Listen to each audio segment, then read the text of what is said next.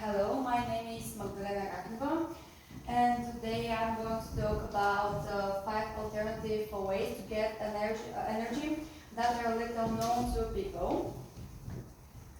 The first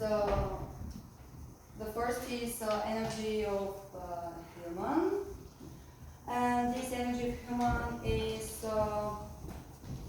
mentioned in many science fiction films and books. And it's very interesting, but there are 2 ways to receive energy from the human body. The first method involves the moment, which requires the use of the kinetic tools.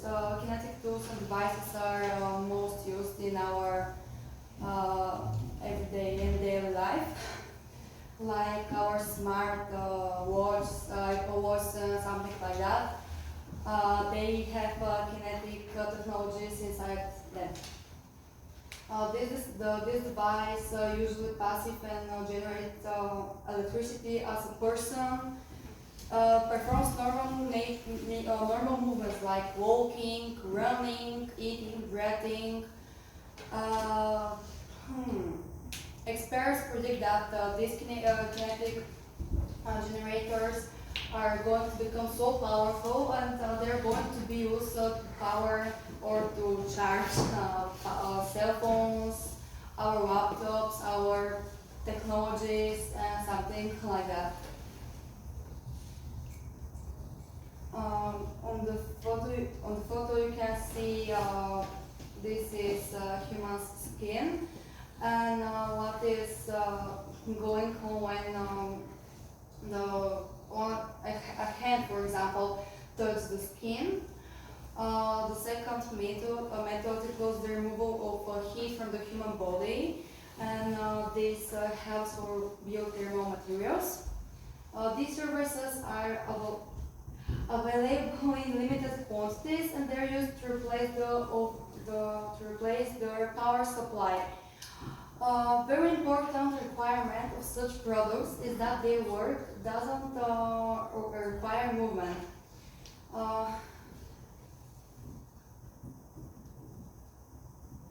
The second is very interesting, and this is the energy of sound. Have you ever been to a rock concert? And if the answer is yes, you maybe know how noisy is there, and I think a rock concert is a very good example for this energy of sound and her consuming. This is a new concept, and scientists discovered the possibility of capturing the energy of the sounds and converting it to power or energy. As loudspeakers can preserve electrical integrity in a circuit. But the piezoelectric sensors can do the exact opposite of that loudspeakers are doing. There are already created prototypes of phones that you can scream next to these phones on speak or whisper in their microphone, and when you do this, they are producing energy.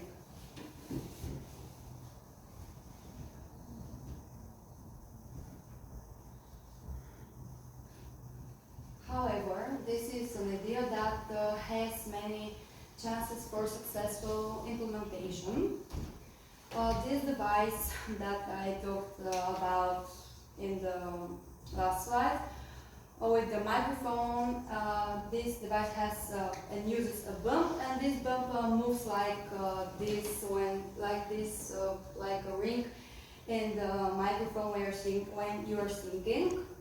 And it vibrates, and when it vibrates, it makes energy, it produces energy.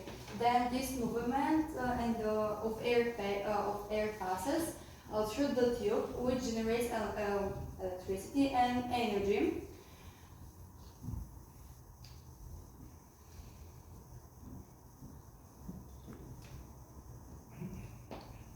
Energy of rain is the third, and I can say that this is my favorite thing in this presentation.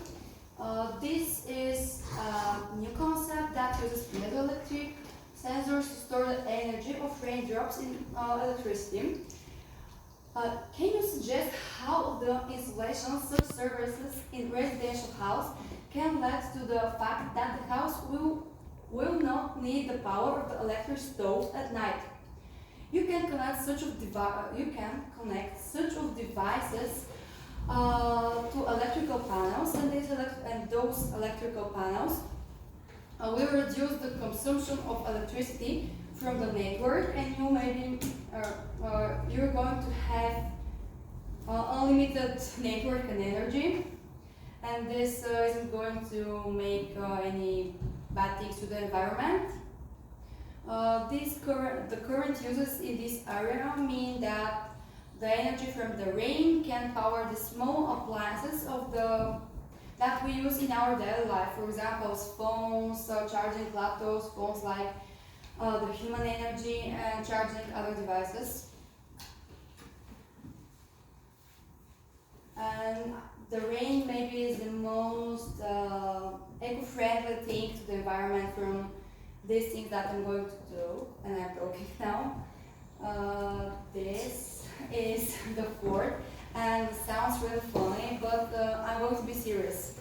We're going to talk about energy of urine.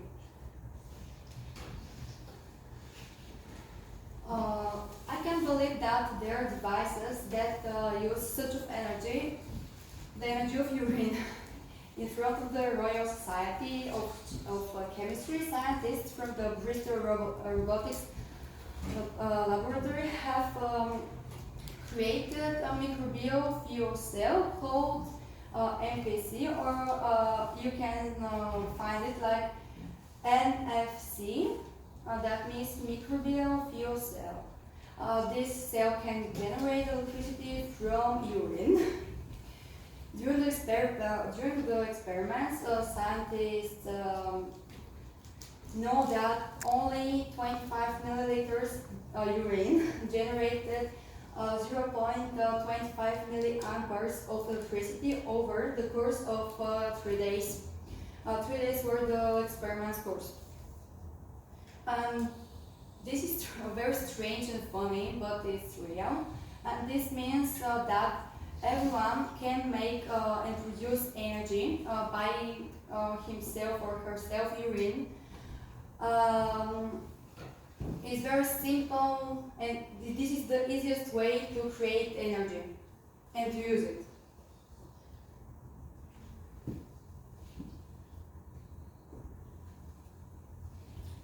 The fifth and the last thing is the street pavement energy.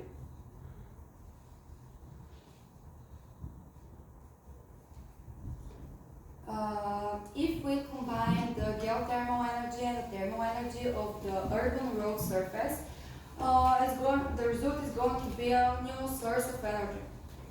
This source of energy is used to make new pavement energy, and this pavement is producing energy. I read that in the USA there are roads with such like a pavement like this, and if it is very hot and the temperatures are increasing, if you are walking without shoes, you're going to have very bad burning and very hurt. It's going to hurt very much. The urban road, these materials that are made that roads and pavement are a large amount of southern part of the country where during the day the temperatures rise a lot, like I said. You can fry eggs on the street, right to the road, and you can eat your fried eggs there. This is a photo of the road, and you can see like panels on the road, and this is in the USA. I'm not sure, maybe it's in Idaho. I'm not sure what is this name, but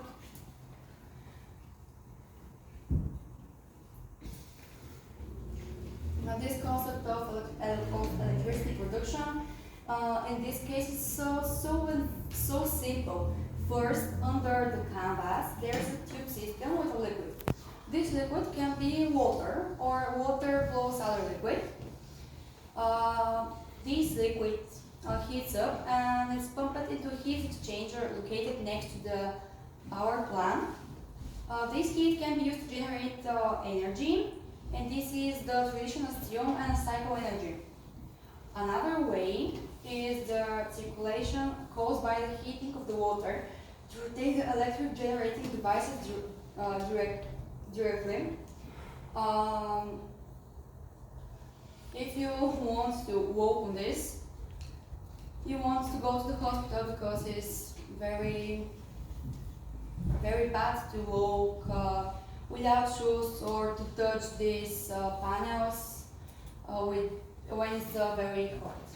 This was from me for today. Thank you for the attention.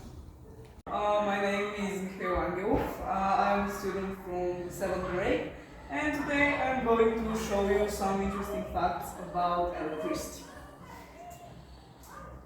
Did you know that electric fish like the electric eel, the batellia, and the electric catfish can produce really high electricity?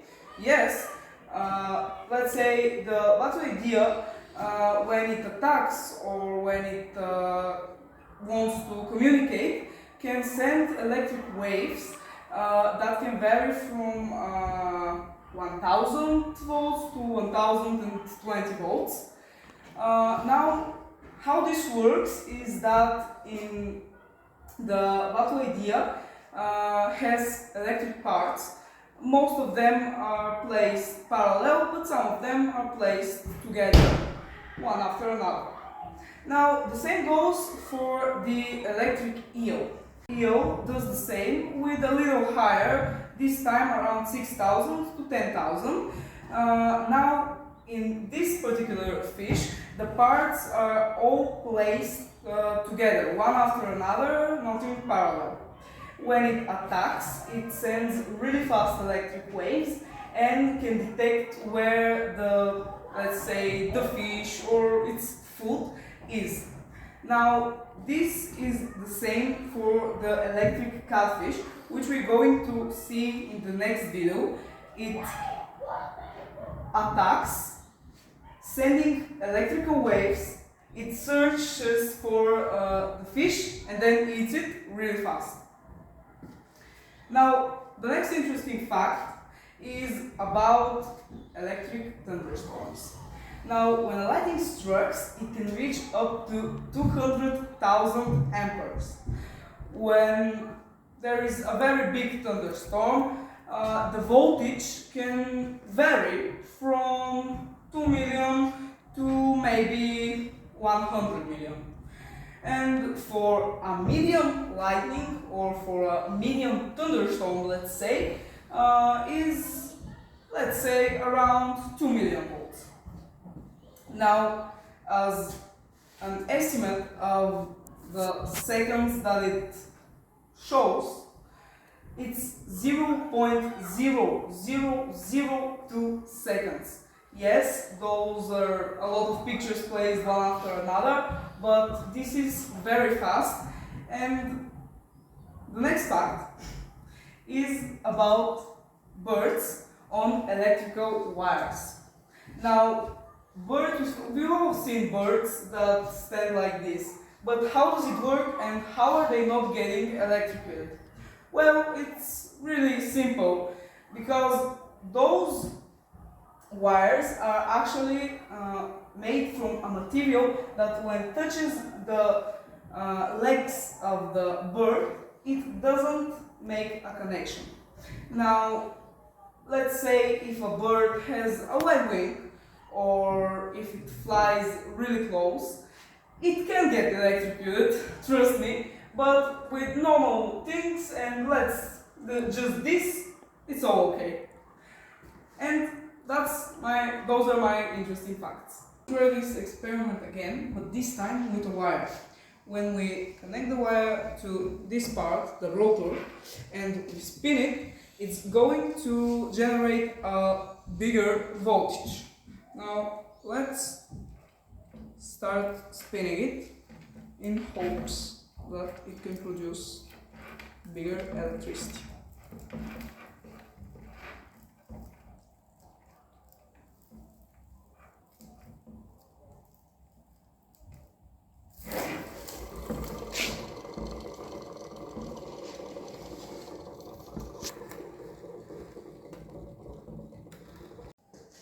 For the next experiment, we're going to need 2 apples, iron nails, this copper wire, those copper wires that are isolated, those are the same isolate, and of course our trustworthy multiset. Now, first I'm going to plug in the 2 wires like this, and it stays at 0, there is no electricity. Now I'm going to get this wire and put it into the apples. Now with the iron nails we're going to put them like this, get the other copper wire and connect them. Now we're going to connect the minus and the plus.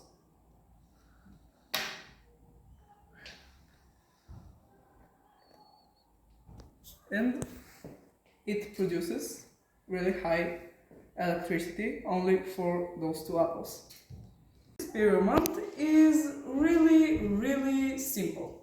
We're going to do it like the last one, but this time we won't include the copper wire. Now again we're going to first connect the 2 wires to the meter. Again it shows 0 because there is no electricity being produced. We're going to get the 2 nails and put them in the lemon like that.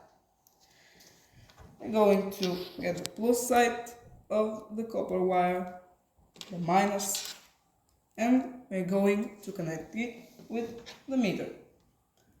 Now there should be electricity being produced.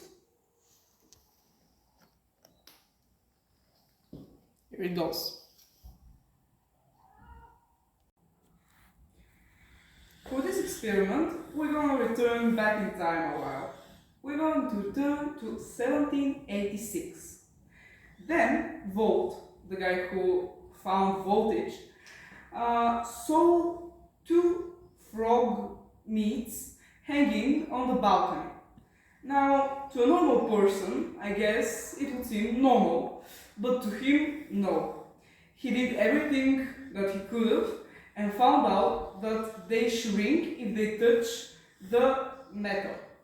Now, we're going to do just a demonstration because for there to be so big electricity that the meat actually starts to shrink, it is really high and we're not capable to reproduce it.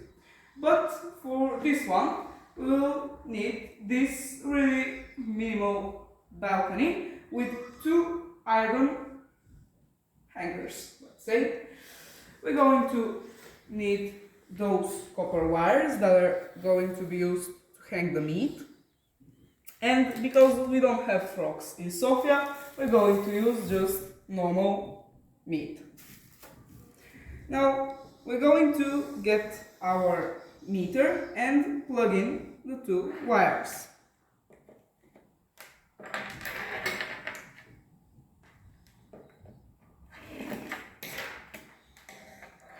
Afterwards, we're going to get 1 wire and stab it into the meat. We're going to hang it here and it can't touch. The next thing is going to be getting this one and hanging it.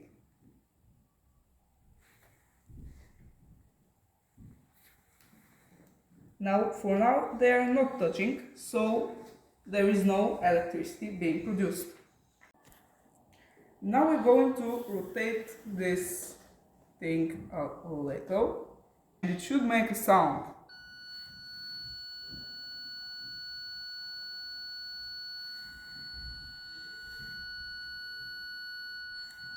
So, we're going to demonstrate again an experiment made by Volt. For this one, we're going to need again 2 copper wires, another 2 copper wires, this copper wire that is not isolated, a mixture of salt and water, those copper plates, zinc, and paper parts. Now, his idea was that if we connect those parts by simply putting them one after another, it's going to create energy and electricity. So, to test this out, we're going to get one. We have to wet the paper and the next material. And we're going to do this over and over until it is done.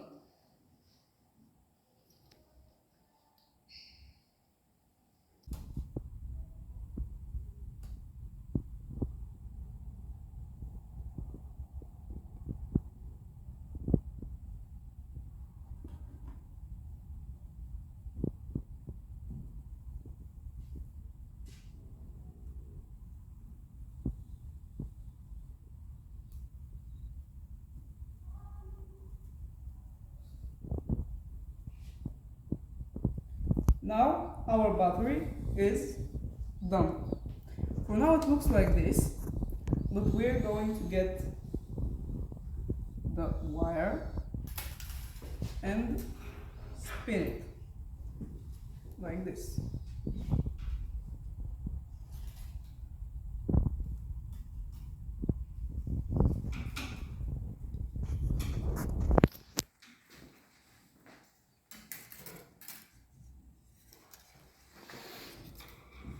We're going to cut it around here. But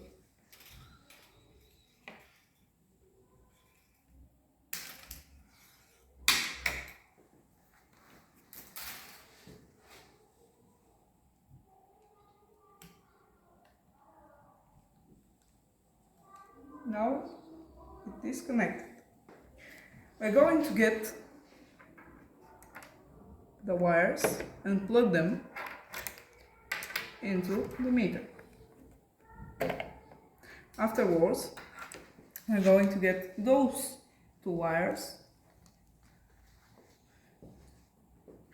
that are going to determine if there is electricity.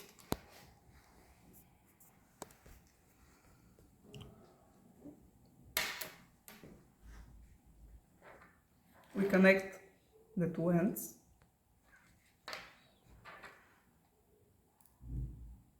like that, and it produces electricity.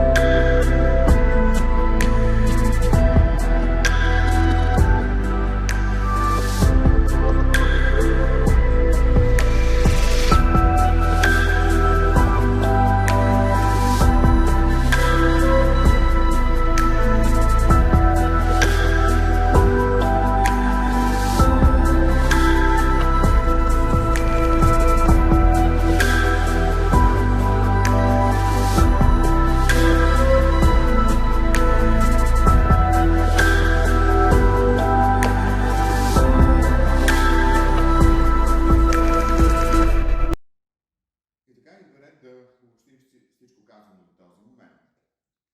Наред с всички тези интересни, атрактивни, приятни, забавни опити за получаване на енергия, не на последно място трябва да отбележим, че Европейската комисия през 2020 година поставя стратегия за зелената енергия. Според тази стратегия би било добре да се използва енергията на водорода като основен енергиен източник. Наред с всичко свързано с водорода, не на последно място, би било добре да се използва енергията на морето. В какъв смисъл? Енергията на приливите и отливите, енергията на морските вълни, създаването на фотоволтаични морски системи, разработването на морски инсталации за улавяне енергията от вятъра, получаване на биогориво от морските водорасли. През 2030 година, според Европейската комисия, половината от енергията в Европа би било добре да бъде получавана от възобновяеми енергийни източници. До 2050 година производството на електрична енергия трябва да бъде